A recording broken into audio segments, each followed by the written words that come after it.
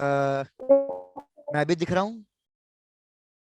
Yes sir. Yes sir. बढ़िया दिख रहा हूँ? Yes sir. चलो, तो यस इसी बात पे मुद्दे पे आते हैं। मैं क्या करता हूँ, मैं पहले कुछ चेक कर लेता हूँ कि आपने अच्छे से रिवाइज कर रखा है नहीं कर रखा, इलेक्ट्रोस्टैटिक्स वगैरह कैपेसिटेंस वाला टॉपिक। आप मेरे को बता देना ये चीज हो गई है, ये चीज नहीं हुई है, रह गई है तो हम वो चीज डिस्कस कर लेंगे। Done done done. Yes sir. Yes तो sir. Let's start with the capacitors only. Capacitor से ही भैया स्टार्ट करते हैं, देख लेना। चलो, फिर वैसे राकिब सर ने करवा दिया ये वाला टॉपिक। राकेश सर ने यार मेरे को यही बोला है कि कुछ एक लेक्चर का कैपेसिटर्स रह गया है। यस। नहीं तो कोई बात नहीं है, टेंशन काहे ले रहे हो, थोड़ा सा रिवीजन हो जाएगा, क्वेश्चन ही हो जाएंगे, और नहीं तो करंट इलेक्ट्रिसिटी भी आज ही स्टार्ट करा दूंगा, उसकी टेंशन मत लो। पापा जी हैं? एक प्लांट में 7 प्लेट। प्रकुल, माइक म्यूट करके भी बोला जा सकता था। चलो डिस्कस करते हैं। भाई सपोज मैं आपको कह रहा हूं, यार ये क्या हो गया, कि मैंने 3 प्लेट्स ली हैं और इन तीनों प्लेट्स पे, भाई फटाफट चेक करके बताना, ये कॉन्सेप्ट आता ही नहीं आता। मैंने 3 प्लेट्स पे कुछ ना कुछ चार्ज रख दिया है, आपको बताना है what will be the charge on each side of the plate. क्या ये क्वेश्चन किया? कोई नहीं बोल रहा है, सब सन्नाटा छाया हुआ है। Q minus 2Q and plus 3Q।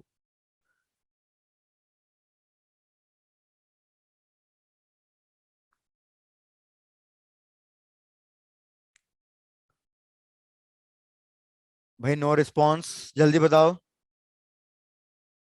No sir.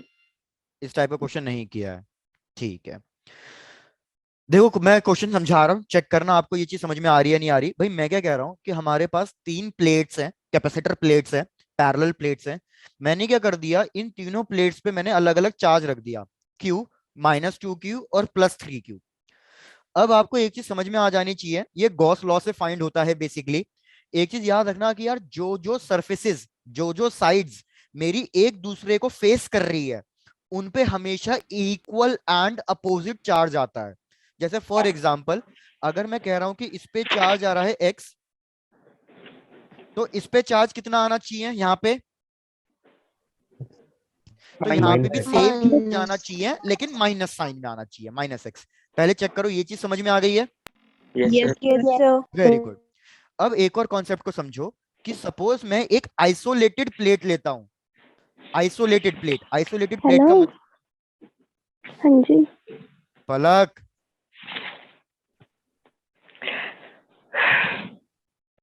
हो, हाँ जी, सब माइक म्यूट रखो अपना, नहीं तो मुझे करना पड़ जाएगा म्यूट फिर। उस केस में क्लास में इंटरेस्ट तुम्हें भी नहीं आने वाला, मुझे भी नहीं आने वाला। हाँ, मैं बोल रहा हूँ कि सपोज भैया मैंने एक आइसोलेटेड प्लेट ले ली, आइसोलेटेड प्लेट में मैं कोई चार्ज डाल रहा हूँ Q। अगर अब मैं तुमसे पूछूं कि भैया इसके दोनों साइड्स पे कितना चार्ज आएगा, तो यार आइसोलेटेड प्लेट की खासियत ये होती है कि वो चार्ज हमेशा इक्वली डिवाइड कर देता है, क्योंकि उसको इंड्यूस कराने के लिए आसपास और कोई चार्ज नहीं है। तो अगर अभी मैं पूछूं इस साइड पे और इस साइड पे कितना चार्ज आएगा, इक्वल चार्ज आएगा, तो इसको इक्वली डिवाइड करोगे तो कितना आएगा? Q/2 Q/2। 2/2। लेकिन ये तो एक आइसोलेटेड के केस में होता है, लेकिन यहाँ पे क्या ये तीनों प्लेट्स आइसोलेटेड हैं या एक दूसरे पे चार्ज इंड्यूस कराएंगी? Sir induce induce. कराएं। यहाँ पे चार्ज इंड्यूस कराएंगी, तो याद रखना यहाँ पे चार्ज इक्वली डिवाइड नहीं होगा। बस लेकिन मेरे को इतना पता है कि जो भी चार्ज फेसिंग वाली साइड्स पे होगा वो इक्वल एंड अपोजिट होगा। तो ये x तो ये -x, सपोज ये y ले रहा हूं तो ये -y होगा। तो अब इसकी कुछ एक शॉर्ट ट्रिक होती है, वैसे तो एक लंबा मेथड होता है, लेकिन हम डायरेक्टली शॉर्ट ट्रिक से करेंगे, हमें लंबे मेथड से कोई लेना देना नहीं है। तो यार शॉर्ट ट्रिक याद रखो क्या है, कि यार जो इसका फर्स्ट सरफेस है और जो इसका लास्ट सरफेस है, याद रखना इन दोनों पे चार्जेस हमेशा सेम आएंगे। आई रिपीट, जो फर्स्ट वाली साइड होगी और जो बिल्कुल लास्ट वाली साइड होगी, उन दोनों पे चार्जेस की वैल्यू बिल्कुल सेम आएगी हमेशा। और इस पे कैलकुलेट कैसे करना है, अब वो चीज देख लो। भैया इस पे कैलकुलेट करने का तरीका है, सारे चार्जेस को ऐड कर दो। तो अगर मैं सारे चार्जेस को ऐड करूंगा तो बताओ कितना आ रहा है? 2Q। और डिवाइडेड 2Q। बाय 2 से कर दो। तो भाई इधर हो गया Q -2Q और 3Q, तो Q और 3Q हो गए ऐड, 4Q, 4Q -2Q, तो हमारे पास आएगा 2Q/2, 2 2 कैंसिल हो गए, तो हमारे पास कितना आ गया? Q। तो भैया इस वाली सरफेस पे कितना चार्ज आएगा? Q। इस वाली सरफेस पे कितना चार्ज आएगा? Q। Q। भाई सब लोग चेक करके बताओ पहले, यहाँ तक की बात बिल्कुल क्लियर है? Yes, sir. Yes, sir. तो ये शॉर्ट ट्रिक याद रखना, डायरेक्टली सारे चार्जेस को ऐड करके डिवाइडेड बाय 2 कर दो, चाहे जितनी भी प्लेट्स हो, उससे कोई लेना देना नहीं है। अब मेरे को बताओ, अगर इस वाली साइड पे चार्ज Q आ गया है, तो यहाँ पे कितना चार्ज रखूं जिससे टोटल Q ही रहे? Are you getting my point? जैसे इधर Q/2 था, तो यहाँ पे कितना चार्ज रखूं जिससे टोटल Q बन जाए Q/2? -Q. अगर आप यहाँ पे -Q रख दोगे सपोज, तो Q और -Q को ऐड करोगे तो टोटल कितना आएगा? 0 लेकिन मेरे को टोटल कितना चाहिए? Q. तो फिर -2Q. भैया यहाँ पे सीधे सीधे 0 आएगा ना yes भैया। sir. Q + 0 is equal to Q। क्या ये बात समझ में आई? Yes, sir. Yes, sir. Done. अब अगर यहाँ पे 0 है तो यहाँ पे कितना चार्ज इंड्यूस होगा? 0. 0। अब यहाँ पे 0 है तो मेरे को बताओ यहाँ पे मैं कितना चार्ज रखूं जिससे टोटल -2Q आना चाहिए? -2Q. Very good, -2Q। अगर यहाँ पे -2Q है तो यहाँ पे कितना आएगा? Plus 2. -2Q. +2Q। इसका इक्वल एंड अपोजिट, +2Q और Q 3Q, मतलब क्वेश्चन सही हो गया। चेक कर लो क्या ये वाला पैटर्न समझ में आया? yes sir Yes, sir. तो अगर मैं यही सेम क्वेश्चन बस वैल्यूज चेंज कर दूं, आप सॉल्व कर लोगे अपने आप? Yes, sir. yes Yes, sir. Note down कर लो। फिर नेक्स्ट क्वेश्चन देता हूं, मतलब सेम क्वेश्चन है, बस वैल्यूज चेंज है, सॉल्व आप अपने आप कर दोगे। Done, sir. डन। तो मैं बस ऐसे ही प्लेट्स ड्रॉ कर देता हूं यहाँ पे, आप सब इसको सॉल्व करके मेरे को बताना सारी साइड्स पे कितना कितना चार्ज आएगा। भैया इस पे चार्ज है Q, उस पे चार्ज है 4Q, और लास्ट वाले पे चार्ज है -Q। तो चलो बताओ, साइड 1 पे, 2 पे, 3 पे, 4 पे, 5 और 6 पे, इन सब पे टोटल कितना चार्ज आएगा? चलो। So 1 पे 2Q.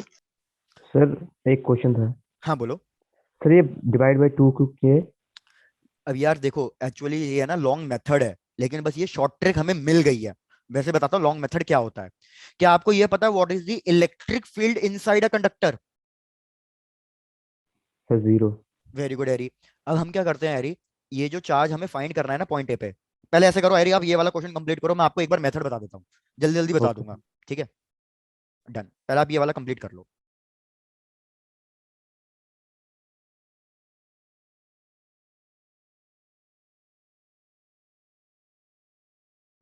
से 2 minus Q.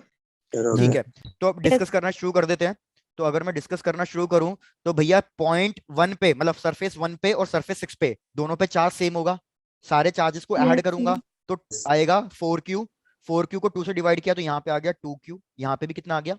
2Q. तो मेरे को बताओ यहाँ पे कितना चार्ज रखूं जिससे टोटल Q आ जाए? -Q. यहाँ पे -Q है तो यहाँ पे कितना आएगा? Q. Plus Q. यहाँ पे +Q है तो यहाँ पे कितना रखूं जिससे टोटल 4Q हो जाए? Plus 3Q. यहाँ पे 3Q तो यहाँ पे कितना? -Q. तो देखो -3Q और +2Q, -Q, क्वेश्चन सही हो गया। डन, इतनी बात क्लियर हो गई? yes sir done. अब मैं एक बार आप समझ लो कि ये शॉर्ट ट्रिक आई कैसे। एरी जैसे पूछ रहा था कि भैया पूरा मेथड जानना है, तो एक बार पूरा मेथड बता देता हूँ। सॉल्व नहीं करेंगे, बस मेथड समझ लेंगे, सॉल्व नहीं करेंगे। एरी मैं क्या करता हूँ, सिर्फ 2 प्लेट्स ले लेता हूँ, ठीक है, ताकि क्वेश्चन थोड़ा सिंपल हो जाए। डन है इतनी बात? Yes. डन। भैया सपोज मैंने कहा कि इस पे कुछ ना कुछ चार्ज है Q, इस पे कुछ भी रैंडमली चार्ज ले लेता हूं, मैंने कहा भैया इस पे रैंडमली चार्ज है 2Q। तो आप क्या करो, किसी भी एक प्लेट के अंदर एक पॉइंट ले लो, पॉइंट P। मुझे पता है ये पॉइंट P प्लेट के अंदर आ रहा है, so what should be the net electric field at the point P? 0. 0 होनी चाहिए। डन। अब क्या करो, आप रैंडमली कुछ एक वेरिएबल ले लो। भाई सपोज मैंने इधर वेरिएबल लिया x, तो इधर मुझे पता है इधर कितना हो जाएगा? Q -X. Q-x। इधर अगर Q-x है तो इधर कितना हो जाना चाहिए? -X. minus Q plus और इधर कितना हो जाना चाहिए? X. क्या इतना हो जाना चाहिए? नहीं समझ में आया? सर X नहीं होना चाहिए हाँ x ही तो लिखा। सर, जो एंड में 2Q + Q. अच्छा यार इधर देखो, इधर x था तो मेरे को टोटल चार्ज में से सब्ट्रैक्ट करना है, तो ही तो मुझे पता चलेगा इधर चार्ज कितना आएगा। जैसे पीछे मैं क्या कर रहा हूँ, इधर q था, इस q को मैंने इससे सब्ट्रैक्ट कर दिया, तभी तो मेरे को पता चला कि इधर चार्ज कितना आना चाहिए। Okay sir, done. तो अगर इधर मैंने एरी एक्स रखा है तो इधर कितना होगा अपने यहाँ पे रिमेनिंग जो charge, that is Q minus x. इधर अगर क्यू माइनस एक्स रखा है तो इधर कितना आ जाएगा माइनस क्यू, सॉरी मैंने इसको गलत लिख दिया था, किसी ने नोटिस भी नहीं किया, minus Q of minus x.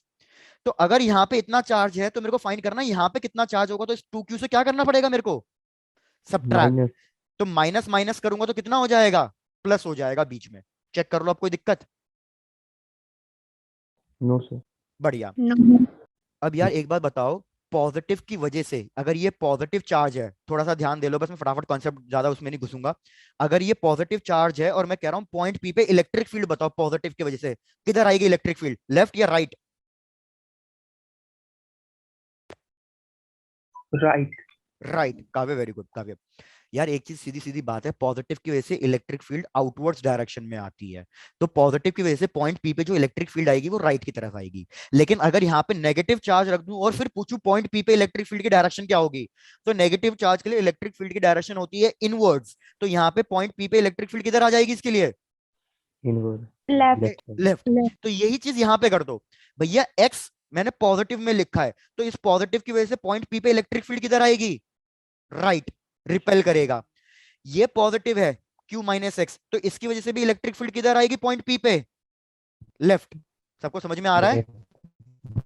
Yes, sir. Yes, Yes, sir. अब माइनस की वजह से बताओ, माइनस की वजह से पॉइंट पी पे इलेक्ट्रिक फील्ड किधर मार्क करूं? भैया पॉजिटिव वाला अट्रैक्ट करता है तो इसकी वजह से इलेक्ट्रिक फील्ड आएगी टुवर्ड्स द राइट, नेगेटिव वाले की तरफ जाती है, इधर पॉजिटिव से अवे जाती है। तो ये पॉजिटिव था तो पॉजिटिव से अवे, ये भी पॉजिटिव है तो पॉजिटिव से अवे, ये नेगेटिव है तो टुवर्ड्स द नेगेटिव, ये पॉजिटिव है तो इसके लिए इलेक्ट्रिक फील्ड किधर मार्क करूं पॉइंट पी पे, सर लेफ्ट साइड में। लेफ्ट साइड में अवे। तो यार मेरे को पॉइंट पी पे अगर इलेक्ट्रिक फील्ड जीरो चाहिए तो क्या मैं ये लिख सकता हूं E2 प्लस E4, क्योंकि दोनों सेम डायरेक्शन में है, this must be equals to E1 plus E3। Yes, sir. Yes. अब Yes, आपने ये sir. तो फॉर्मूला पढ़ ही रखा होगा, what is the formula for electric field due to a parallel plate या ड्यू टू अ शीट, क्या फॉर्मूला होता है, सिग्मा बाय 2 एप्सिलॉन नॉट, याद आया? अरे भैया तुम Yes, तो, sir. Yes, sir. अब भैया ये सारे फॉर्मूले याद रख लेना, नेक्स्ट क्लास तक बहुत मार खाओगे। Electric field due to a parallel plate का फॉर्मूला होता है सिग्मा बाय 2 एप्सिलॉन नॉट, जहां पे सिग्मा होता है surface charge density, surface charge density का मतलब है चार्ज डिवाइडेड बाय एरिया। तो अगर मैं E2 लिखना चाहता हूं तो E2 मैंने किसकी वजह से मार्क करी है, मैंने Q माइनस एक्स की वजह से मार्क करी है, तो इधर मैं लिखूंगा charge that is Q minus x divided by area into 2 epsilon not. Similarly E4 मैंने किसकी वजह से लिखा है, इसकी वजह से लिखा है, तो टू के टू ऊपर। Q plus Q minus x divided by A into 2 epsilon not. ऐसे ही आप E1 लिख दो, E3 लिख दो, तो आप एक चीज नोटिस करोगे सबके लिए एरिया ये वाला डिनोमिनेटर कैंसिल हो जाएगा, एक इक्वेशन बन जाएगी, सिंगल इक्वेशन। इस सिंगल इक्वेशन को सॉल्व करके आप एक्स की वैल्यू निकाल लोगे। Yes, sir. Yes, sir. तो यही तो करना था, एक्स की वैल्यू निकल जाएगी तो ये वैल्यू निकल जाएगी, ये वैल्यू निकल गई तो ये वैल्यू निकल गई, ये वैल्यू निकल गई तो ये वैल्यू निकल गई। ये है प्रॉपर मेथड। लेकिन क्या एग्जाम में आप ये सब करने बैठोगे, ये बताओ? No, sir. No, sir. इसलिए एक शॉर्ट ट्रिक फाइंड हुई और शॉर्ट ट्रिक में हमें डायरेक्टली ये वाला एक ट्रिक मिल गया कि Q minus 2Q plus 3Q divided by 2। जैसे आपने इलेक्ट्रोस्टैटिक में एक बेसिक पूछ रहा हूँ, आपने ये मतलब भूल गए हो आप, तो आप भैया आपको जरूरत है फिर से इलेक्ट्रोस्टैटिक पढ़ने की। अगर दो आइडेंटिकल बॉडीज हैं, अगर दो आइडेंटिकल बॉडीज हैं और मैं इन दोनों को टच कर रहा हूं, सपोज इस पे चार्ज Q1 है, इस पे चार्ज Q2 है, तो मेरे को बताओ दोनों बॉडीज पे फाइनल चार्ज कितना आएगा? Q1 Q1। plus Q2 upon 2। Very good.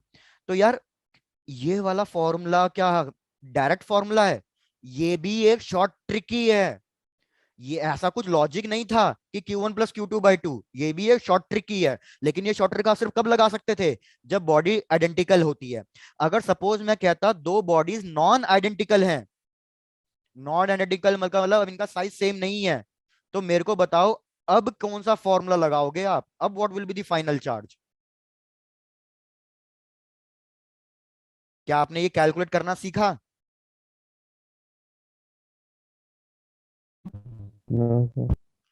भैया याद रखो, चार्ज अपने कैपेसिटेंस के अकॉर्डिंग डिवाइड होता है। कैपेसिटेंस के अकॉर्डिंग डिवाइड होता है, तो मैं लिखूंगा Q1 is equals to C1V, Q2 is equals to C2V, and formula for capacitance of a isolated spherical conductor होता है 4 पाई एप्सिलॉन नॉट R। तो मतलब ये R1 बाय R2 के हिसाब से डिवाइड होगा।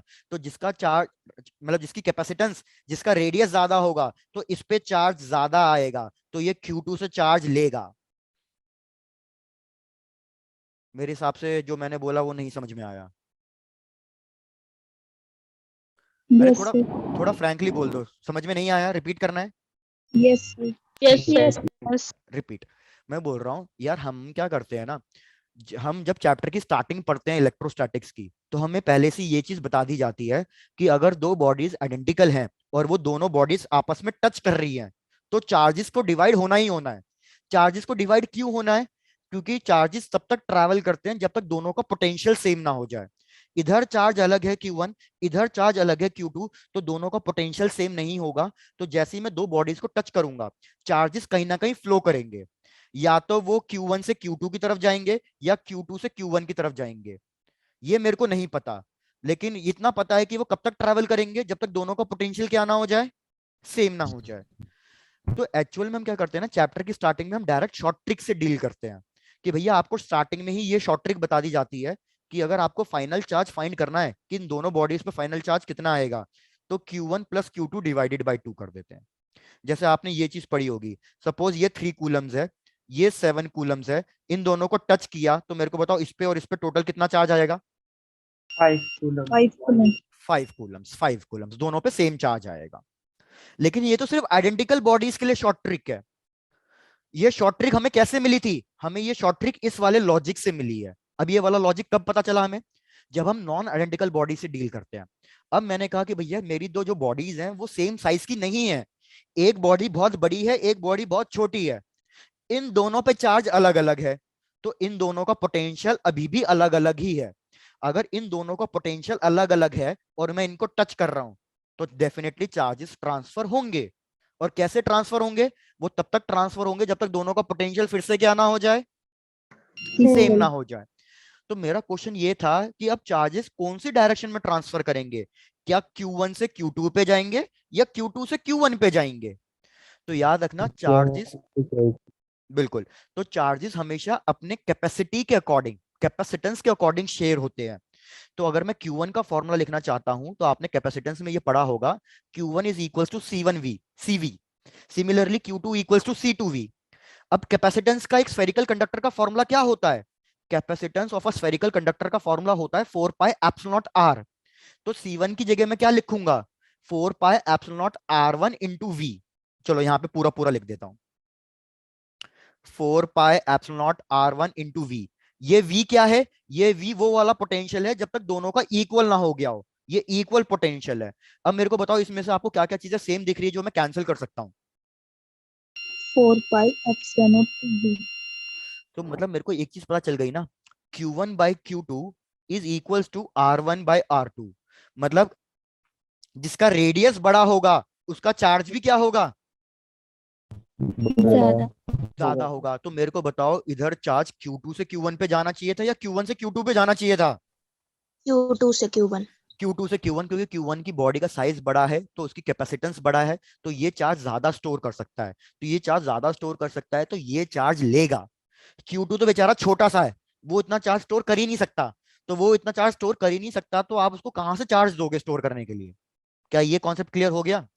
Yes, Yes, sir. sir. तो याद रखना, ये जो शॉर्ट ट्रिक आप पढ़ते हो ना, ये इसी लॉजिक से आती है। अगर दोनों बॉडी आइडेंटिकल हैं तो R1 और R2 क्या हो जाएंगे? इक्वल हो Same. जाएंगे। दोनों R1 R2 इक्वल हो गए तो मतलब चार्जेस मेरे इक्वली डिवाइड होना शुरू हो जाएंगे फिर। ये लॉजिक यहां से मिला था। चलो तो खैर ये वाला कॉन्सेप्ट हो गया, तो मैं आगे बढ़ चलूं नेक्स्ट क्वेश्चन पे। Yes. Yes. नेक्स्ट क्वेश्चन पे बढ़ते हैं। मेरे को चेक करके बताना आपने ये चीज भी पढ़ लिया नहीं पढ़ लिया। नहीं तो फिर मैं क्या करूंगा, थोड़ा सा कैपेसिटेंस लेके चलूंगा, नहीं तो फिर डायरेक्टली करंट इलेक्ट्रिसिटी से स्टार्ट कर दूंगा। Effect of dielectric when battery is connected and when battery is disconnected.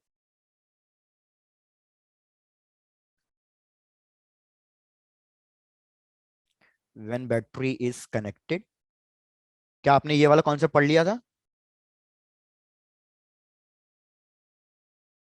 When battery is disconnected, कोई तो बोल दो।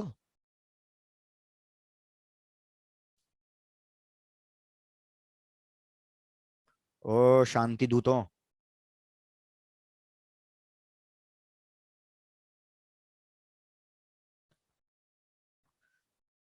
No response.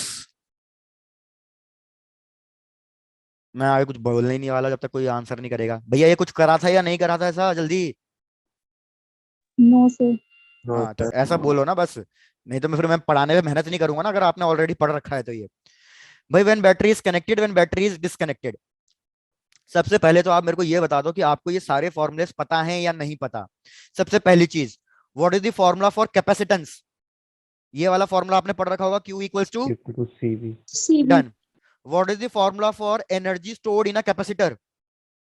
half CV आप ही यूज करते very good, half CV square. और इसको मैं अलग अलग फॉर्म्स में कन्वर्ट कर सकता हूं, डन। अगर मेरी फील्ड यूनिफॉर्म है, अगर मेरी फील्ड यूनिफॉर्म है, तो what is the relation between potential and electric field?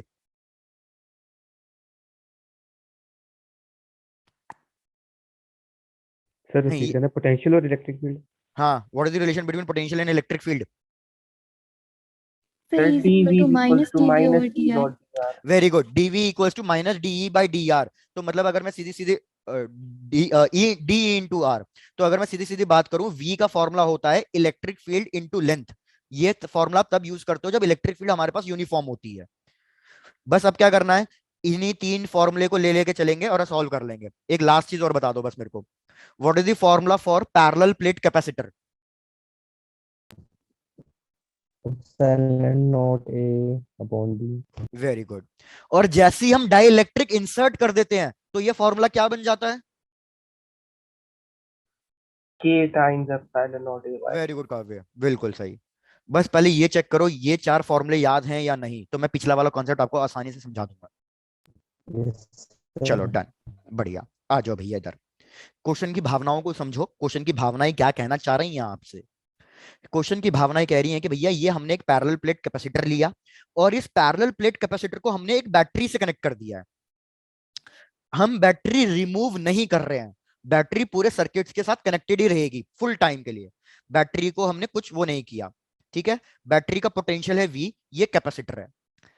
अब बैटरी कनेक्टेड होते हुए ही मैंने क्या कर दिया, इसके अंदर एक डाई इलेक्ट्रिक इंसर्ट कर दिया। डाई इलेक्ट्रिक कांस्टेंट की वैल्यू है K। तो अब मेरे को बताना है कि मेरे कौन कौन से पैरामीटर्स, कौन कौन से फैक्टर्स सेम रहेंगे और कौन कौन से फैक्टर्स चेंज हो जाएंगे, और अगर वो चेंज हो भी रहे हैं तो कितने टाइम से चेंज होंगे। जैसे फर्स्ट पैरामीटर, भाई सर सबसे पहले मेरे को बताओ। पोटेंशियल, हाँ बोलो सर यारी। पोटेंशियल सेम रहेगा। वेरी गुड, भाई मैं यही क्वेश्चन पूछ रहा था यारी, आपने पहले ही आंसर कर दिया। भाई बैटरी का काम क्या होता है? बैटरी का काम होता है पोटेंशियल को कांस्टेंट बना के रखना। तो भैया मेरा नया पोटेंशियल किसके बराबर होगा? मेरा नया पोटेंशियल पुराने पोटेंशियल के बराबर ही होगा। क्या ये चीज सबको समझ में आ गई है? Yes, sir. Yes, बढ़िया। sir. अभी मैंने आपसे पूछा जब मैं डाई इलेक्ट्रिक इंसर्ट कर देता हूं तो कैपेसिटेंस पे क्या फर्क पड़ जाता है? k times बढ़ जाएगी. K टाइम्स बढ़ जाता है, तो ये K टाइम्स बढ़ जाएगा। C नॉट क्या है? इसका ओरिजिनल कैपेसिटेंस है, तो ये C टाइम्स बढ़ जाएगा। अब बस काम खत्म हमारा। यार मैंने आपको पोटेंशियल दे दिया, मैंने आपको कैपेसिटेंस दे दिया, तो क्या आप फर्स्ट वाला फॉर्मूला यूज करके मेरे को चार्ज के बारे में बता सकते हो कि चार्ज पे क्या फर्क पड़ेगा? चार्ज सेम रहेगा या चेंज हो जाएगा? तो देखो भैया Q dash, sir Q charge dash हो k जाएगा टाइम्स हो C जाएगा. Dash into V dash. C dash की वैल्यू है K C not, V dash की वैल्यू है V not. C not into V not क्या बन जाएगा? Q not. तो मुझे दिख रहा है कि मेरे न्यू चार्ज पे क्या फर्क पड़ रहा है, वो प्रीवियस चार्ज के K टाइम्स क्या हो रहा है, इंक्रीज हो रहा है। Increase. क्या सबको ये वाली बात समझ में आई है? Yes, Yes. sir. Yes sir. बढ़िया। अगर मैंने आपको चार्ज के बारे में बता दिया है, पोटेंशियल के बारे में बता दिया है, कैपेसिटेंस के बारे में बता दिया है, तो आप मेरे को पोटेंशियल एनर्जी, मतलब energy stored in a capacitor के बारे में बताओ कि वो सेम रहेगी या चेंज होगी, और चेंज होगी तो कितने फैक्टर से चेंज होगी। चलो लगो काम पे, यही वाला फॉर्मूला यूज कर लो। सर k times बढ़ जाएगी. सर के टाइम्स चार्ज तो हो चेक कर जाएगी। लेते हैं। हाफ कैपेसिटेंस हो गया के टाइम्स, और पोटेंशियल पे कोई फर्क नहीं पड़ा, तो बस मेरा ये हो जाएगा के into half C not V not square, तो ये हो जाएगा के यू नॉट। तो यहाँ पे आप चुपचाप लिख दो के यू नॉट। तो आपको क्या क्या याद रखना है कि भैया जब भी हम बैटरी कनेक्टेड रखेंगे और उसमें डाइलेक्ट्रिक इंसर्ट कर देंगे, कैपेसिटेंस पे इंक्रीज हो जाएगा के टाइम्स, चार्ज के टाइम्स इंक्रीज, एनर्जी के टाइम्स इंक्रीज, बस एक पोटेंशियल है जो हमेशा कांस्टेंट रहेगा। और अगर पोटेंशियल कांस्टेंट है तो इलेक्ट्रिक फील्ड का फॉर्मूला क्या होता है? इलेक्ट्रिक फील्ड का फॉर्मूला होता है potential by length. Potential change नहीं हो रहा, कैपेसिटर की लेंथ चेंज नहीं हो रही, तो इलेक्ट्रिक फील्ड भी क्या रहेगी? कांस्टेंट ही Constant. रहेगी। चेक कर लो, जो मैं ये फर्स्ट वाला लॉजिक समझाना चाह रहा था, क्या वो मैंने सही से समझा दिया या नहीं? Yes, sir. Yes, sir. Done. अगर किसी को लग रहा है कि सर अभी भी समझ में नहीं आया, कुछ भी पॉइंट रिपीट करना है तो बोल देना, मैं रिपीट कर दूंगा, कोई बड़ी बात है नहीं, तुम तो जानते ही हो यार। चलो बढ़ूं आगे। Yes, sir. Yes, sir. चलो भाई आगे बढ़ते हैं। अब ये हमने तब डिस्कस किया जब बैटरी कनेक्टेड थी। अब मैं इसमें नेक्स्ट वाला पॉइंट कब डिस्कस करना चाहता हूं? When battery is disconnected. अब मैं बैटरी को रिमूव करके चीजों को कर रहा हूं। तो भैया अगर मैंने बैटरी रिमूव कर दी तो क्या अब की बार पोटेंशियल सेम रहेगा? नो No, सर। sir. क्योंकि भाई बैटरी का काम होता है पोटेंशियल सेम बना के रखना। अब जब बैटरी नहीं है तो काय का पोटेंशियल सेम रहेगा? कोई पोटेंशियल सेम नहीं रहेगा, बैटरी तो डिस्कनेक्ट हो चुकी है। तो बैटरी डिस्कनेक्ट होने के बाद मैंने इसमें डाई इलेक्ट्रिक इंसर्ट कर दिया, तो अब देखो क्या क्या चीजें सेम रहेगी। सबसे पहली चीज डिस्कस करो हमेशा कैपेसिटेंस के बारे में। कैपेसिटेंस पे क्या फर्क पड़ेगा? Sir KC not. कैपेसिटेंस तो हमेशा के टाइम्स इंक्रीज होगा, चाहे बैटरी हो या ना हो, कोई मतलब नहीं है। कैपेसिटेंस हमेशा के टाइम्स इंक्रीज हो जाएगा। अब मेरे को बताओ भैया, पोटेंशियल तो सेम नहीं होगा, पोटेंशियल तो चेंज होगा ही होगा क्योंकि बैटरी नहीं है। लेकिन इसमें एक और कौन सी चीज है जो कांस्टेंट रहेगी? भाई पहले चार्ज। वाले, वेरी गुड, पहले वाले केस में चार्ज इंक्रीज हो रहा है, तो यार चार्ज इंक्रीज मतलब किसी ने चार्ज दिया होगा कैपेसिटर को, तो चार्ज ये प्रोवाइड किसने कराया होगा कैपेसिटर को? Battery. बैटरी से। बैटरी ने। लेकिन इधर तो कोई है ही नहीं जो चार्ज प्रोवाइड कर दे, इधर तो बेचारा ये चुपचाप बैठा है ऐसे अकेला, तो इधर अब की बार क्या कांस्टेंट रहेगा? चार्ज। Charge. तो यार आपको चार्ज का फॉर्मूला पता है, Q equals to C V. मैंने C के बारे में बता दिया, Q के बारे में बता दिया, तो जरा फटाफट से V के बारे में बताओ, V पे क्या फर्क पड़ेगा? तो हम लिखेंगे Q equals to C V, Q dash C dash V dash. Q की वैल्यू पे कोई फर्क नहीं पड़ा, C की वैल्यू पे फर्क पड़ा, और मेरे को सर V की 1 बाय वैल्यू के चाहिए। Times very good. तो V डैश की वैल्यू आएगी Q बाई के सी नॉट, तो मतलब ये मेरे पास हो जाएगा V नॉट बाई के। मतलब अब मेरे पास जो पोटेंशियल है वो कितने टाइम डिक्रीज हो जाएगा? के K. टाइम्स डिक्रीज हो जाएगा। मैंने कैपेसिटेंस के बारे में बता दिया, पोटेंशियल के बारे में बता दिया, तो भैया एनर्जी के बारे में बता दो ना। चलो करो calculate. Sir, K times decrease. पक्की बात? Yes, sir. डन। तो भैया पोटेंशियल एनर्जी याद रखना, इस बार के टाइम्स डिक्रीज होगी, पिछले केस में इंक्रीज हुई थी, इस बार के टाइम्स डिक्रीज हो जाएगी। और बचा लास्ट, क्या आपकी बार इलेक्ट्रिक फील्ड भी कांस्टेंट रहेगी क्या? No, sir. जब भैया पोटेंशियल डिक्रीज हुआ है तो इलेक्ट्रिक फील्ड को भी डिक्रीज होना ही पड़ेगा, जितने टाइम से पोटेंशियल डिक्रीज उतने टाइम से इलेक्ट्रिक फील्ड डिक्रीज। तो these are the parameters.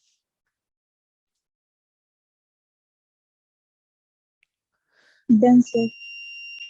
Done है।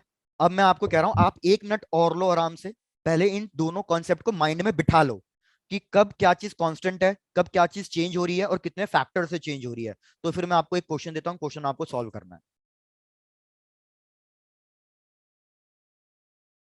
Done sir. डन है। चलो, तो भैया जैसे आप लोगों ने कहा डन है, तो इसी बात पे क्वेश्चन मिलता है।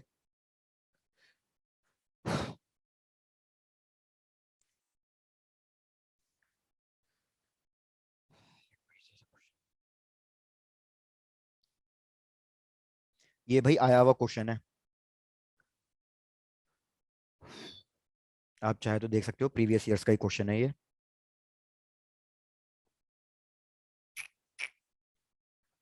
एक तो इसमें ना डायग्राम इतना ड्रॉ करना पड़ता है करंट इलेक्ट्रिसिटी, और इसमें चलो क्वेश्चन को देखो। क्वेश्चन क्या है? क्वेश्चन कह रहा है कि भैया हमारे पास क्या है, एक बैटरी है जिसका वोल्टेज है V, ये एक कैपेसिटेंस है, कैपेसिटर है जिसका कैपेसिटेंस C है, मतलब दोनों का कैपेसिटेंस सेम है, सी सी, ये ए और बी। यहाँ पे अभी इनिशियली क्या है, इनिशियली ये स्विच क्लोज्ड है, तो अगर इनिशियली ये स्विच क्लोज्ड है तो ये दोनों कैपेसिटर चार्ज हो जाएंगे, ये दोनों कैपेसिटर चार्ज हो जाएंगे तो दोनों पे पोटेंशियल कितना आएगा? V। भैया यहाँ पे पहले लिख देता हूं, इनिशियली स्विच इज क्लोज्ड।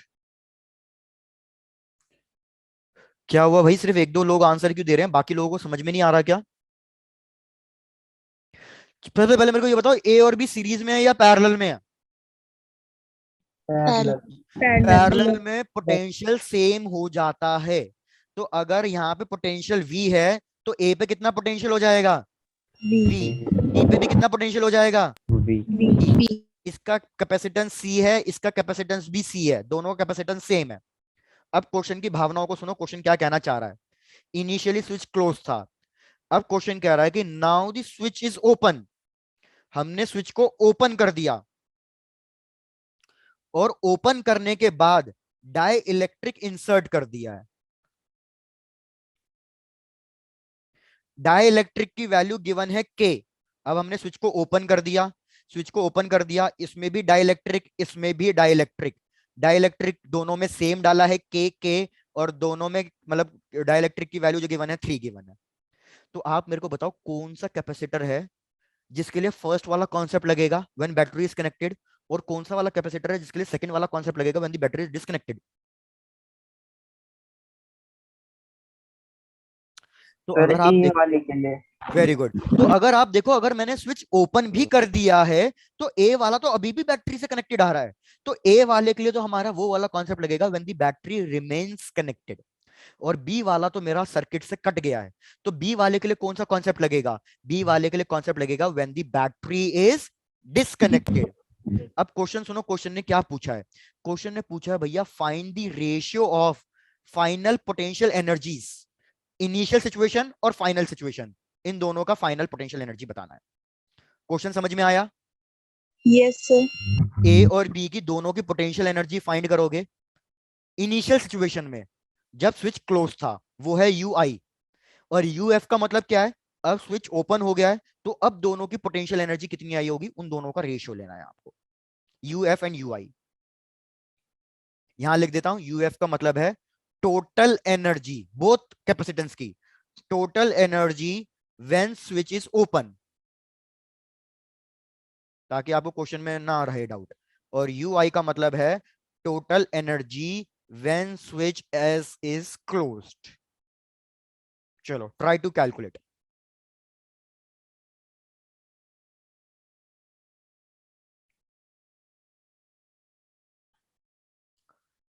और देखो क्वेश्चन से कभी घबराना नहीं है भैया, क्वेश्चन सब सिंपल ही है, बस थोड़ा सा समझने में किसी को टाइम लगता है, किसी को फटाफट समझ में आ जाता है, तो ऐसा मत सोचो कि भारी क्वेश्चन मिला है या कुछ ऐसा मिला है।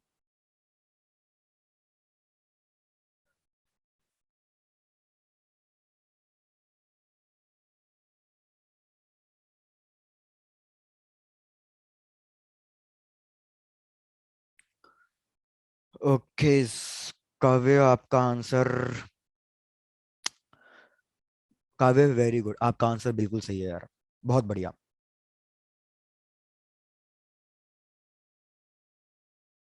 Thank you sir. ओके यार, बस ऐसे ही बनाए रखना दोस्त पेस अपना। और क्या कहते हैं, हेमंत और कोमल, यार आंसर सही नहीं आ रहा मेरे ख्याल से, आप क्वेश्चन अभी भी नहीं समझे हो। यू फाइनल का मतलब है कि मेरे को ए और बी दोनों की पोटेंशियल एनर्जी ऐड करके फाइनल आंसर लिखना है जब स्विच ओपन था। यू आई का मतलब मेरे को ए और बी दोनों की एनर्जीज को ऐड करके लिखना है जब स्विच क्लोज्ड था।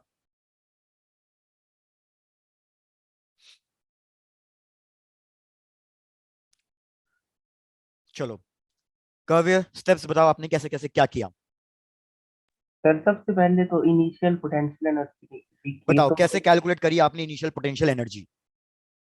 सर नॉर्मली कलेक्टेड है दोनों के अक्रॉस, पोटेंशियल डिफरेंस V है तो दोनों की half CV square plus half CV square होगी CV। वेरी गुड भाई, सब लोग स्टेप्स देख लो, चेक करके बताना समझ में आ रहा है या नहीं आ रहा।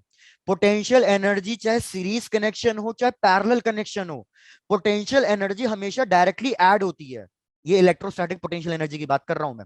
एनर्जी ऑफ अ कैपेसिटर, चाहे सीरीज कनेक्शन हो चाहे पैरेलल कनेक्शन हो, उसके लिए कोई अलग से फॉर्मूला नहीं है। तो उन 1/2 केस में है। डायरेक्टली ऐड नहीं यार। आंसर है 5:3 या 3:5, डिपेंडिंग अपॉन आप क्या रेशियो कैलकुलेट कर रहे हो। चलो, तो अब मैं इसमें क्या लिखूंगा, हाफ इनटू कैपेसिटेंस। अभी डाइलेक्ट्रिक था ही नहीं इसमें, इनिशियल सिचुएशन में डाइलेक्ट्रिक इंसर्ट किया ही नहीं था हमने, तो कैपेसिटेंस अभी भी सी रहेगा, पोटेंशियल अभी भी वी ही रहेगा, इधर भी अभी भी कैपेसिटेंस सी ही रहेगा, पोटेंशियल वी ही रहेगा। तो मैं इन दोनों को ऐड करूं, half CV square plus half V square, तो कितनी आ जाएगी initial potential energy, CV square. CV square.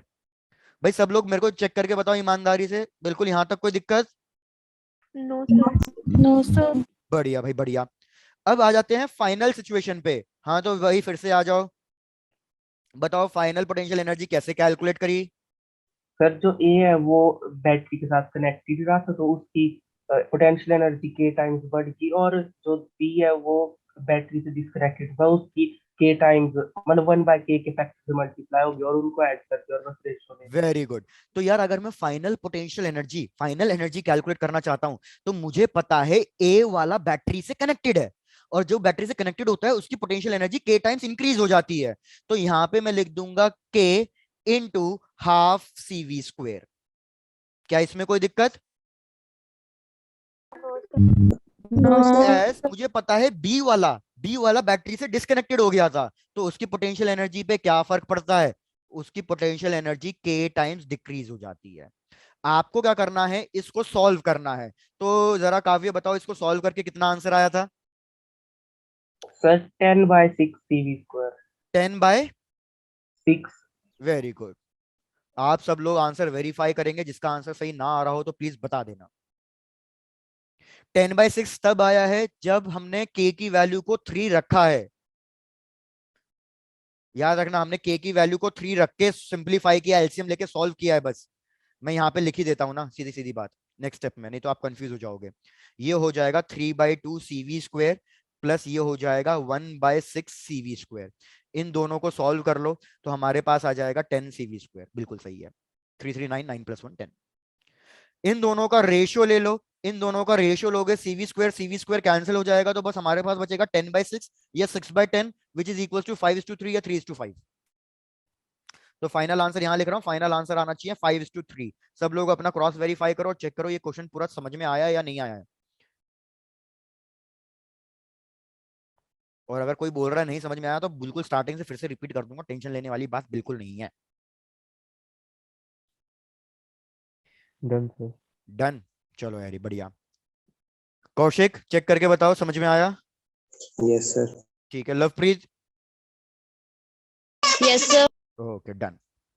चलो, तो ये पैटर्न हो गया क्वेश्चन का। अब एक नेक्स्ट पैटर्न और डिस्कस करते हैं। सर क्योंकि जो क्वेश्चंस आएंगे उसमें के की वैल्यू गिवन होगी।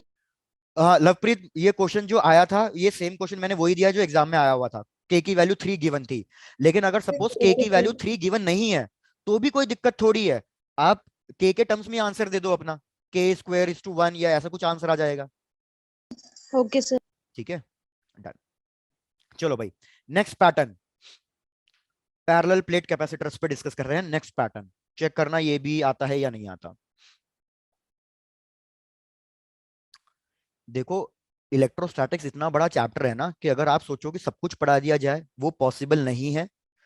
आपको बस कॉन्सेप्ट पढ़ाए जा सकते हैं, अप्लाई आपको खुद करना पड़ता है। तो ऐसा मत सोचो कि कुछ रह गया था या कुछ नहीं पढ़ाया गया है। चलो भाई देखो ये वाला क्वेश्चन, लेट्स सी, ये वाला क्वेश्चन भी आप सबसे हो जाएगा।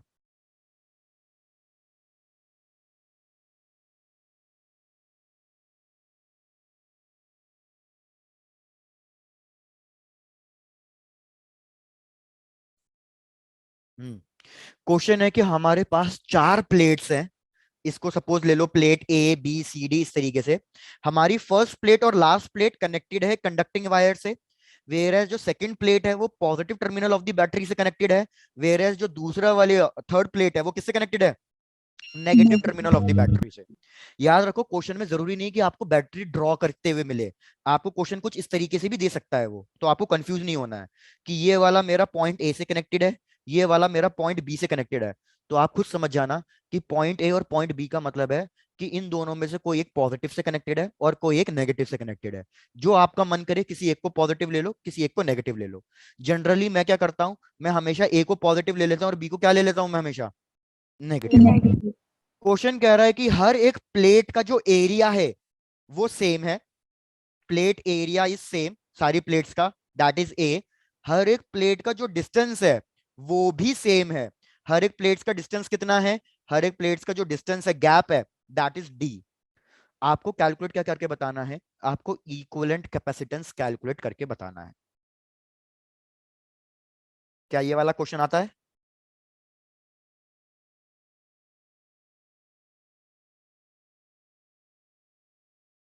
यार शांत क्यों हो जाते हो, हाँ या ना बस बोल दो। क्या बोले? से सॉल्व करवा सॉल्व करवा दें, अच्छा ठीक है, डन। आपको ये तो पता है ना सीरीज कनेक्शन कैसे पता चलेगा, पैरेलल कैसे पता चलेगा? सीरीज और Yes. पैरेलल तो पढ़ लिया होगा ना। Yes, sir. डन, बस इतना ही काम हो जाएगा, चलो डन। देखो हमारा टारगेट क्या था, इस क्वेश्चन को सॉल्व करने के अलग अलग मेथड्स हैं।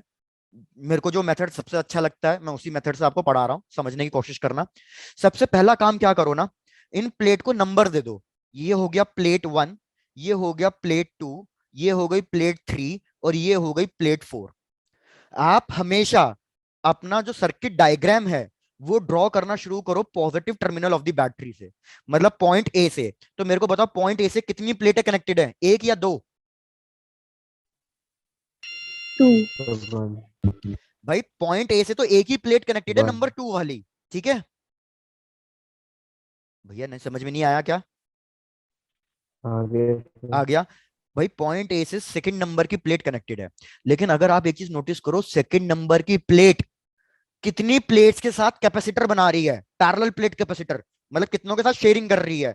तो ऊपर One वाले and के two. साथ भी एक पैरेलल प्लेट बना रही है और नीचे वाले के साथ भी क्या कर रही है, वो पैरेलल प्लेट बना रही है। तो याद रखो सिंस ये दो कैपेसिटर्स बना रही है, तो आपको पैरेलल, ये जो प्लेट नंबर 2 है वो आपको 2 बार ड्रॉ करनी पड़ेगी। और ये जो दो आप 2 बार ड्रॉ करोगे ये आपकी हमेशा पैरेलल में ड्रॉ होनी चाहिए। पैरेलल में क्यों ड्रॉ होनी चाहिए? क्योंकि पैरेलल में पोटेंशियल सेम रहता है, तो ये दोनों पॉइंट ए से कनेक्टेड है। नहीं समझ में सर एक आया? बार रिपीट रिपीट करना। है ना, रिपीट करना है ना, बिल्कुल यारी, ठीक है। एरी मैं क्या कह रहा हूँ, इस टाइप के क्वेश्चन में सबसे पहले चीज हमेशा ध्यान में रखो कि आप हमेशा है ना पॉजिटिव टर्मिनल से ड्रॉ करो अपना सर्किट को, ठीक है? तो मेरा Yes, पॉजिटिव sir. टर्मिनल कौन सा है, ए है ना। Yes, sir. Yes, sir. अब आप मेरे से बताओ ए पॉइंट से कौन से नंबर की प्लेट कनेक्टेड है, 2। So, plate 2. तो यहाँ पे मैंने 2 कर दिया, प्लेट नंबर 2 कनेक्टेड है पॉइंट ए से, प्लेट नंबर 2। अब मेरे को आप बताओ प्लेट नंबर 2 कितने के साथ पैरेलल प्लेट कैपेसिटर बना रही है, एरी? एरी वॉइस ब्रेकडाउन हो रही है। तो जो ये सेकंड नंबर की प्लेट है एरी, ये 2 के साथ पैरेलल प्लेट बना रही है। एक तो ये इसके साथ एक पैरेलल प्लेट बन जाएगा, ये एक कॉम्बिनेशन बन जाएगा, दूसरा ये एक कॉम्बिनेशन बन जाएगा। क्या एरी ये वाली बात समझ में आई? Yes sir.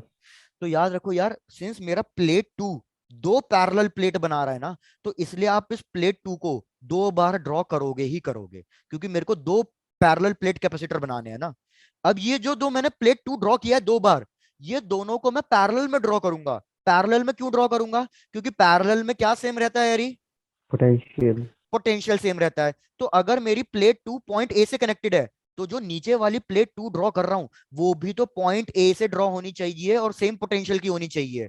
तो इसलिए इन दोनों को आप हमेशा पैरेलल में ड्रॉ करोगे। चेक करो यहां तक की बात क्लियर हो गई? Yes sir. डन। अब प्लेट 2 1 के साथ शेयरिंग बना रही है, तो प्लेट 2 1 के साथ एक पैरेलल प्लेट बना रही है, तो यहां पे मैंने प्लेट 1 कर दिया। लेकिन 1 और कौन सी प्लेट आपस में ज्वाइन है? फोर्थ। तो 4. यहाँ पे आप ड्रॉ कर दो 4, कि भैया प्लेट नंबर 4 है ना हमारी 1 के साथ ज्वाइंट है। अब प्लेट 4 किसके साथ पैरेलल प्लेट बना रही है? 3 के 3. 3 के साथ। प्लेट 3 किसके साथ कनेक्टेड है? 2. 2 Sir, 4 point B. 4 point B के साथ। ऊपर से प्लेट 3 भी तो 2 के साथ शेयरिंग कर रही है, 2 के साथ भी और किसके साथ? 4 के 4. साथ। 4 तो के प्लेट 3 को भी कितनी बार ड्रॉ करना पड़ेगा? 2 टाइम। 2 2 टाइम। times. तो एक बार तो मैंने 4 के साथ बना दिया, एक बार किसके साथ बनाना पड़ेगा? 2 के साथ। और ये दोनों 2 के किससे साथ. कनेक्टेड होनी चाहिए? पॉइंट बी से कनेक्टेड होनी चाहिए ताकि इनका पोटेंशियल क्या रहे, सेम रहे। सेम रे। चेक करो, ये मैंने डायग्राम को कन्वर्ट कर दिया, क्या आपको ये कन्वर्जन ऑफ डायग्राम समझ में आया? Yes sir. Yes, sir. देखो आपको पता है सिर्फ पहले क्वेश्चन में टाइम लग रहा है क्योंकि आपको ये पता नहीं है, नहीं तो आप देखो ये है ना बहुत कम टाइम में सॉल्व हो जाता है। अब मेरे को बताओ, सपोज इसको कैपेसिटेंस 1 ले लेता हूं, इसको कैपेसिटेंस 2 ले लेता हूं, इसको कैपेसिटेंस 3 ले लेता हूं, मेरे को बताओ कौन से सीरीज में है और कौन से पैरेलल में है? C1 C1 and C2 C2 Series C1 C2 series और C1 C3 parallel. C1 C2 series में, और इन दोनों का जो कॉम्बिनेशन आएगा, इन दोनों का जो कॉम्बिनेशन आएगा C डैश, वो C3 के साथ किस में रहेगा, पैरेलल। Parallel. आपको सीरीज और पैरेलल का फॉर्मूला पता होगा। कैपेसिटेंस तीनों सेम है, C1 C2 C3 तीनों कैपेसिटेंस सेम है, याद रखना। और इन तीनों कैपेसिटेंस का फॉर्मूला क्या है, इन तीनों कैपेसिटेंस का फॉर्मूला है एप्सिलॉन नॉट, एरिया ए था, डिस्टेंस डी था। तो क्या आप मेरे को कैलकुलेट करके दे दोगे फाइनल आंसर कितना आ रहा है? इतना तो कर दोगे? Yes, sir. चलो कैलकुलेट करके दो, what is the final equivalent capacitance of this circuit.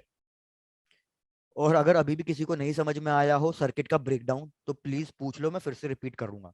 Sir 3a epsilon naught by 2. बिल्कुल सही आंसर आ रहा है, बिल्कुल सही, 3/2। मैं सॉल्व कर देता हूं फटाफट भैया। पहले मैं सी डैश निकालूंगा तो 1/c डैश सीरीज में है, सीरीज के अंदर हमारे कैपेसिटेंस का ये वाला फॉर्मूला चलता है। तो आप लिखोगे 1/c dash is equal to C1 की value epsilon not a by D plus C2 की value again epsilon not a by D. तो इससे आपके पास C डैश की वैल्यू निकल के आ जाएगी। कितनी निकल के आ रही है C डैश की वैल्यू? किसी ने कैलकुलेट किया ना अभी, C डैश की वैल्यू कितनी निकल के आ रही है? Sir C/2. फाइनल नहीं, C डैश की वैल्यू। ओहो, सॉल्व भी करा के मानोगे तुम लोग। सर C डैश की C/2 आ रही है, और वो जब बचे हुए C के साथ पैरेलल में है, तब एंड में C/2 तो आ रहा है। C डैश की वैल्यू आ रही है epsilon not a by 2d। अब मेरे को लास्ट में क्या करना था, लास्ट में C डैश और C3 को पैरेलल में डालना है। तो C डैश और C3 अगर पैरेलल में है तो पैरेलल में तो डायरेक्टली ऐड हो जाते हैं। तो हमारे पास C इक्विवेलेंट आएगा C dash, that is epsilon not a by 2d plus C3। C3 की वैल्यू है epsilon not a by d। इसको सॉल्व कर दोगे तो आपके पास C इक्विवेलेंट आ जाएगा 3/2 epsilon not a by d। अब सब लोग एक बार फिर से देख लो, किसी भी स्टेप में कोई डाउट हो तो प्लीज पूछ लो। Done, sir. पक्की बात? Yes, sir. Yes, sir. Good Komal, good. Yes. तो यार मैं Yes, इसी पे एक sir. क्वेश्चन दे दूं, उसको ट्राई कर लोगे? Yes. Yes, sir. चलो तो एक क्वेश्चन लेते हैं, उसको ट्राई करना। अगर अभी भी किसी को स्टेप्स देखने हैं तो देख लो फिर से, और फिर इस क्वेश्चन को ट्राई करना सॉल्व करने की।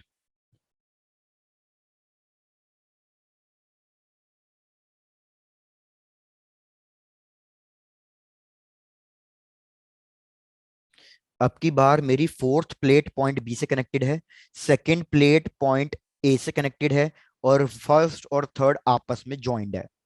चलो इसका सर्किट डायग्राम बना के इसका फाइनल इक्विवेलेंट कैपेसिटेंस बताओ कितना आएगा। अभी भी सब कुछ वही है, एरिया सब कुछ सेम है, डिस्टेंस डी है। इसका सबसे पहले आप इक्विवेलेंट सर्किट डायग्राम ड्रॉ करो, giving a time of 2 minutes या ज्यादा ज्यादा 3 मिनट ले लो। स्टार्टिंग का क्वेश्चन है, आराम से ट्राई करो सॉल्व करने की। पहले इक्विवेलेंट सर्किट डायग्राम बना लो बस, फाइनल आंसर बाद में देखेंगे।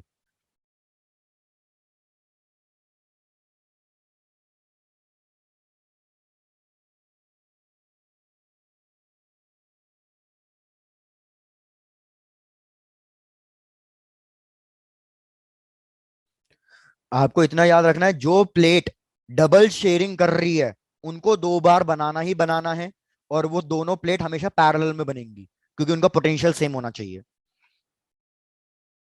तो पहले तो सबसे पहले ये बता दो, इस डायग्राम में कौन सी प्लेट है जो 2-2 बार बनेगी? 1 और 3। अबे 1 तो एक ही सिंगल शेयरिंग कर रही है 2 के साथ बस। Sir, 2 and 2 and 3, Lovepreet good. 2 and 3, मेरी प्लेट 2 1 के साथ भी शेयरिंग कर रही है, 3 के साथ भी कर रही है, तो प्लेट 2 को 2 बार बनाना पड़ेगा। प्लेट 3 भी 2 बार शेयरिंग कर रही है, 2 के साथ भी और 4 के साथ भी, तो प्लेट 3 भी 2 बार बनेगी। 1 और 4 एक एक बार बनेगी। अमित क्लियर है? Yes sir. डन। और अमित, इतना अच्छा सा नाम आपको किसने सजेस्ट किया? Amit Kumar, multi talented boy, ओहिएला।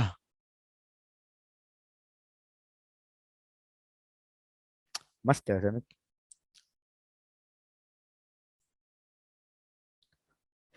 Amit, तुम हिमाचल में कहाँ से हो? सर ऊना डिस्ट्रिक्ट से। उन ऊना डिस्ट्रिक्ट से? सर हाँ जी। अच्छा। अभी मैं हिमाचल गया तो ऊना बीच में पड़ा था, तो इसलिए मेरे को अब थोड़ा बहुत तो ये डिस्ट्रिक्ट के नाम पता चल गए।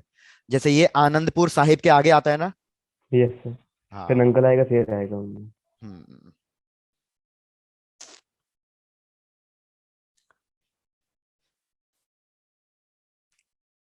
हाँ, तुम लोग पूछ रहे थे भैया हिमाचल में कहाँ कहाँ घूमा। मैं हिमाचल में धर्मशाला, मैक्लोडगंज, नड्डी, डलहौजी और खजैर, यहाँ गया था। सही है सर। खजैर में तो अच्छी वाली स्नोफॉल मिली, बढ़िया लगा।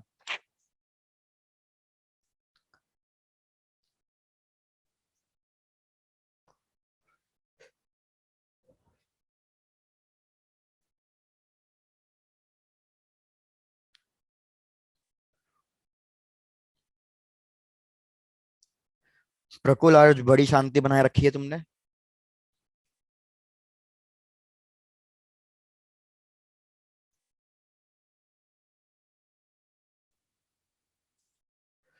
लवप्रीत, मैं तो दिल्ली से हूँ। Okay, sir. चलो भाई, टाइम अप। इस क्वेश्चन को सॉल्व करते हैं। तो जैसे मैंने आपको बताया, सबसे पहला काम क्या है, आपको हमेशा पॉजिटिव टर्मिनल से स्टार्ट करना है। तो पॉइंट ए से कौन सी नंबर की प्लेट कनेक्टेड है और कितनी बार बनानी पड़ेगी? सर सर 2 से two. नंबर 2 प्लेट है और 2 बार बनानी ही बनानी है, क्योंकि वो डबल शेयरिंग कर रही है। तो प्लेट टू, प्लेट टू। अब प्लेट टू किसके साथ शेयरिंग कर रही है? प्लेट टू एक तो 1 के साथ शेयरिंग कर रही है, और 1 किसके साथ ज्वाइन है? थ्री। सर 3. 3 तो के यहां पे बना दो 3, कि भैया प्लेट 1 3 के साथ ज्वाइंट है। उसके बाद 3 किसके साथ शेयरिंग कर रही है? 3 4 के साथ शेयरिंग कर रही है, और 4 मेरा पॉइंट बी से कनेक्टेड है। अब भैया अगर मैंने आपको बताया 3 भी 2 शेयरिंग कर रही है, 2 के साथ और 4 के साथ, तो 3 की शेयरिंग 4 के साथ तो दिखा दी, किसके साथ शेयरिंग रह गई इसकी दिखाना? 2 के साथ। Two. तो अब मेरे को ए के साथ सर। यहीं से लेके आना पड़ेगा, क्योंकि प्लेट 3 पॉइंट बी से कनेक्टेड नहीं दिखानी मेरे को। तो प्लेट 3 के लिए यहीं से डिवीजन लेके आना पड़ेगा, और यहाँ पे प्लेट 3 दिखा दूंगा। चेक करो सबको, ये सर्किट डायग्राम क्लियर हो गया? Yes sir. Yes. तो मेरे को बताओ, Sir. ये कैपेसिटेंस 1, ये 2, ये 3, कौन सा सीरीज में, कौन सा पैरेलल में? C1, C2, C1, C2 C2 series also इनका combination C3 के parallel. गलत, गलत। आप सर्किट डायग्राम को C1, समझ C2 नहीं रहे हो। series पहले आप combination. किसको सॉल्व करोगे? C1 and C1, C2। C3. C2, 3. C1 और C3 को सॉल्व करोगे पहले। C1 और C3 को। C1 और C3 पहले पैरेलल में है, तो आप लिखोगे कि C1 और C3 पहले मेरे पैरेलल में है। इन दोनों का जो कॉम्बिनेशन आएगा C डैश, वो C2 के साथ किसमें आएगा? वो सीरीज। C2 के साथ सीरीज में आएगा। C3 C2 के साथ पैरेलल में नहीं है, क्योंकि ये वायर यहां से ज्वाइन होकर यहीं पे खत्म हो गई, तो इसका C2 से कोई लेना देना है ही नहीं C3 का। C1 और C2 का पैरेलल फाइंड करके फिर C2 के साथ सीरीज में ऐड करो। तो इसका मेरे को फाइनल आंसर बता दो, इसका फाइनल आंसर क्या आ रहा है? चलो। 2C/3। काव्य बिल्कुल सही है, ये भी बढ़िया यार। वो कहता है ना, मौज मार दी। बिल्कुल बढ़िया।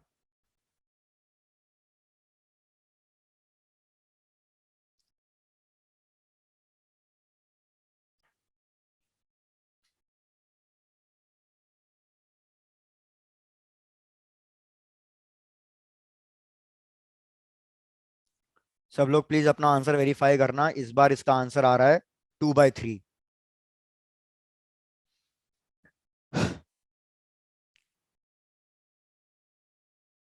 सर यस 2/3 है। ठीक है, डन। Yes, sir. तो इस Yes, चीज का sir. ध्यान देना, कौन किसके साथ सीरीज में, कौन किसके साथ पैरेलल में है। तो थोड़ा सीरीज और पैरेलल, बाकी जब हम करंट इलेक्ट्रिसिटी पढ़ेंगे तब भी आपको सीरीज और पैरेलल क्लियर हो जाएगा, क्योंकि वहां पे हम रेजिस्टेंस के साथ तो डील करेंगे ही करेंगे। चलो, आ जाओ नेक्स्ट टाइप के क्वेश्चन पे। Infinite ladder question.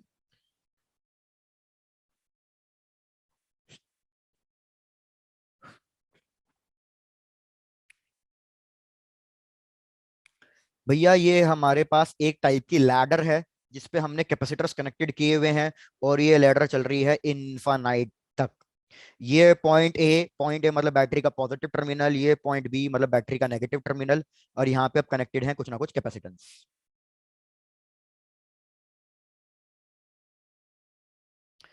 यहाँ पे ये जो वर्टिकल वाली ब्रांच है इन सब पे कैपेसिटर कनेक्टेड है, दैट इज 1 माइक्रोफेरेड। और यहाँ वाले पे सब पे कनेक्टेड है 2 माइक्रोफेरेड का। क्या कॉम्बिनेशन ऑफ कैपेसिटेंस में ये वाला क्वेश्चन किया, इनफाइनाइट लैडर क्वेश्चन। आपको फाइंड करना है equivalent capacitance. yes, sir. Okay Prakul, कोई दिक्कत नहीं यार, लेकिन मतलब बाद में वीडियो लेक्चर्स देख लेना प्रकुल, ठीक है? ओके चलो। तो जरा इसका कैलकुलेट करके आंसर बताओ जिसको आता है तो।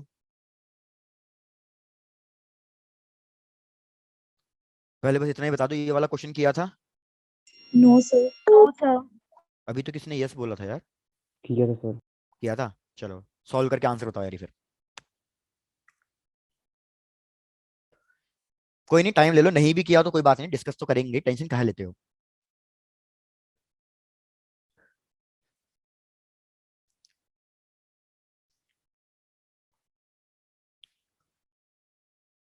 यशवीर पढ़ रहे हो? ध्यान है?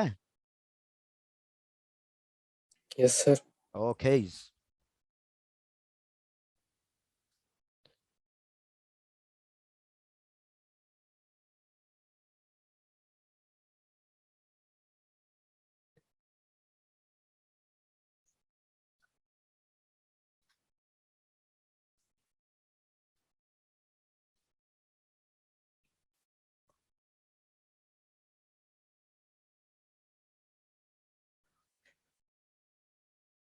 आर्यन हो जाएगा ये वाला क्वेश्चन सॉल्व?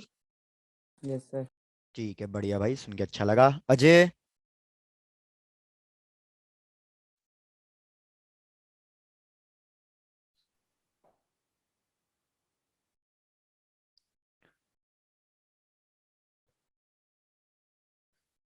रिया?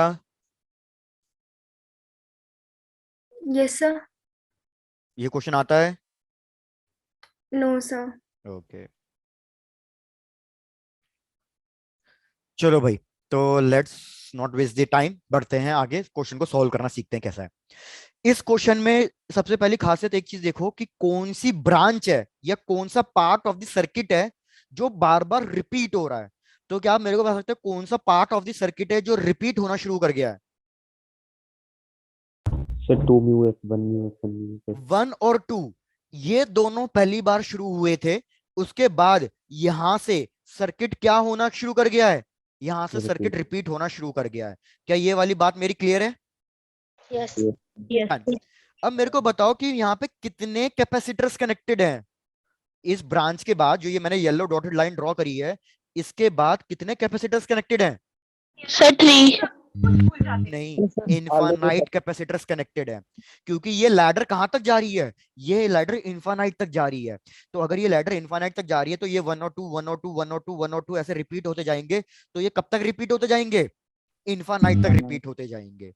तो यार हम क्या कर लेते हैं, ये जो इनफाइनाइट कैपेसिटर्स हैं भैया, इनका कुछ ना कुछ सीरीज कॉम्बिनेशन आएगा, कुछ ना कुछ पैरेलल आएगा, लेकिन कुछ ना कुछ इक्विवेलेंट कैपेसिटेंस तो आएगा ना। Yes. Yes, तो sir. हम क्या करते हैं, सर सिंपली, हाँ बोलो। सर आंसर 2 माइक्रोफैरेड है। नहीं, आंसर 1 है, नहीं सॉरी 2 है, 2 है, ओके सर। बिल्कुल काफी है। हाँ, तो मैं रिपीट कर रहा था, मैं बोल रहा हूं जो ये आपके पास इनफाइनाइट सेगमेंट आया है ना, उस इनफाइनाइट सेगमेंट का assume the capacitance of infinite segment. ये जो आपने इनफाइनाइट सेगमेंट लिया है, इसका कुछ ना कुछ इक्विवेलेंट कैपेसिटेंस आएगा, आप उसको सी अज्यूम कर लो। सी कि भैया इन सबको मैंने सॉल्व कर लिया, सपोज अपने मन में सॉल्व कर लिया, और मैंने मन में इसको अज्यूम कर लिया कि मन में जो फाइनल आंसर आया वो कितना आया, सी आया। तो अब फाइनल सर्किट डायग्राम ड्रॉ करो कि फाइनल सर्किट डायग्राम क्या बनेगा। तो भैया अगर आप देखो फाइनल सर्किट डायग्राम अब कुछ ऐसा बन जाएगा कि ये हमारे पास था 2 माइक्रोफेरेड का, यहाँ पे मेरे पास इनफाइनाइट वाले का कैपेसिटेंस आएगा, और यहाँ पे मेरे पास है 1 माइक्रोफेरेड वाले का, और इस तरीके से ये सर्किट चल रहा है। प्लीज सब लोग पहले यहां तक कंफर्म करो मेरे को कि जो बात मैंने बोली क्या वो अब यहां तक क्लियर हुई या नहीं हुई। Yes. Yes, yes. Yes. Done. अब सॉल्व करना चालू करो। आप मेरे को बताओ 2 और C सीरीज में है या पैरेलल में है ये दोनों? Series. Series. वेरी गुड, ये दोनों है सीरीज में। जब मैं इन दोनों का कॉम्बिनेशन फाइंड कर लूंगा तो इन दोनों का कॉम्बिनेशन 1 के साथ किसमें आएगा? वेरी गुड भाई, वेरी गुड। अब सीरीज का फॉर्मूला क्या होता है? एक तो सीरीज का फॉर्मूला होता है 1/C1 प्लस 1/C2, लेकिन आप चाहे तो इसको शॉर्टकट में भी लिख सकते हो। शॉर्टकट में फॉर्मूला होता है C dash is equal to C1 C2 divided by C1 plus C2। मतलब अगर मैं इसको सिंप्लीफाई करूंगा तो मेरे पास यही आंसर आएगा। तो मैं डायरेक्टली यही लिखूंगा कि भैया इन दोनों का जो कॉम्बिनेशन आएगा C dash, that will be equal to C1 C2। तो C1 की वैल्यू है 2, C2 की वैल्यू कितनी है? C, डिवाइडेड बाय इन दोनों का एडिशन। तो इन दोनों का एडिशन कितना लिख दूं मैं? 2 plus C. 2 plus C. अब मेरे को बताओ, हमें पता है C डैश और 1 माइक्रोफेरेड ये दोनों हैं पैरेलल में। तो अगर ये दोनों पैरेलल में है तो पैरेलल में तो डायरेक्टली ऐड कर देते हैं। तो मैं यहां पे लिखूंगा 1 plus C dash. 1 plus C dash का मतलब है 1 प्लस C डैश की वैल्यू कितनी आई थी? 2C divided by 2 plus C equals to. Check करो यहां तक का स्टेप बिल्कुल क्लियर हुआ? Yes. Yes. Yes. सोचने वाली बात है। मैं कह रहा हूं कि जब मैंने इनफानाइट कैपेसिटर्स को सॉल्व करके आंसर निकाला, उसका आंसर C आया था। तो अगर मैं इस इनफानाइट में एक ब्रांच और जोड़ दूं तो क्या कोई फर्क पड़ेगा? No, sir. जैसे वो कहावत है कि अगर तुम रिवर में से एक लोटा पानी ले आओ या वापस डाल दो तो क्या रिवर के पानी में कोई फर्क पड़ेगा? No, sir. कोई बात इधर भी है यार। जब मैंने इनफानाइट सेगमेंट का, इनफानाइट ब्रांचेस का कैपेसिटेंस C अज्यूम किया था, तो इस इनफानाइट में अगर मैं ये 2 और 1 एक सिंगल रिमेनिंग ब्रांच जो बची है इसको ऐड भी कर दूं तो भी आंसर में कोई फर्क नहीं पड़ना चाहिए। तो ये 1 प्लस C डैश फिर से किसके बराबर हो जाएगा? C के बराबर ही हो जाएगा जो मैंने इनफानाइट का अज्यूम किया था। अब मैं आपसे बस क्या कह रहा हूँ, नॉन मेडिकल स्टूडेंट हो, ज्यादा दिक्कत आनी नहीं चाहिए। इस पूरी इक्वेशन को सॉल्व करो और मेरे को C की वैल्यू बता दो कितनी आ रही है। ये एक क्वाड्रेटिक इक्वेशन बनेगी तो C की 2 वैल्यूज आएंगी। तो मेरे को दोनों वैल्यूज बताओ। -1. Very Sir, good. 2 और -1. बढ़िया। तो एक वैल्यू आ रही है -1 और एक वैल्यू आ रही है मेरे पास 2। क्या कैपेसिटेंस, रेजिस्टेंस ये कभी भी नेगेटिव में हो सकते हैं क्या? No, sir. No, sir. तो आंसर क्या आएगा? 2 Sir, microfarad. 2. किस्सा खत्म।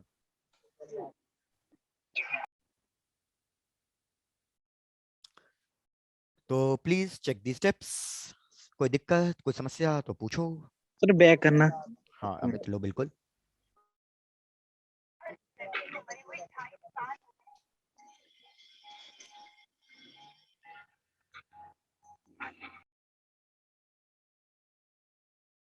Done sir.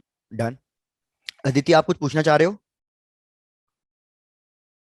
Sir, is next. इससे नेक्स्ट वाली, ओके।